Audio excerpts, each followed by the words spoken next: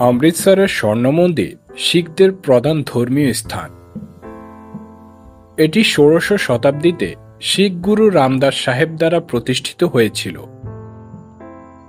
এর নির্মাণের ২ শতাব্দী পরে মহারাজা রঞ্জিত সিংহ দ্বারা ১৮৩০ সালে মন্দিরকে ১৬২ কেজি সোনা দিয়ে আবরণ করা হয়।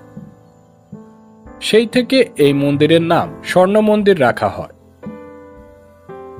মন্দিরটি সমস্ত ধর্মের ভক্তদের জন্য উন্মুক্ত এবং সর্বস্তরের ১ লাখ জনেরও বেশি মানুষকে বিনামূল্যে খাবার পরিবেশন করে। প্রধান মন্দিরটি বিশাল কমপ্লেক্সের একটি ছোট অংশ, যা শিখদের কাছে হারমন্দির সাহেব বা দরবার সাহিব নামে পরিচিত। মন্দিরের প্রধান আকর্ষণ অমৃত সরোবর, যা কেন্দ্রীয় মন্দিরকে ঘিরে রয়েছে। তীর্থযাত্রীরা এর পবিত্র জলে স্নান করতে সারা বিশ্ব থেকে আসে।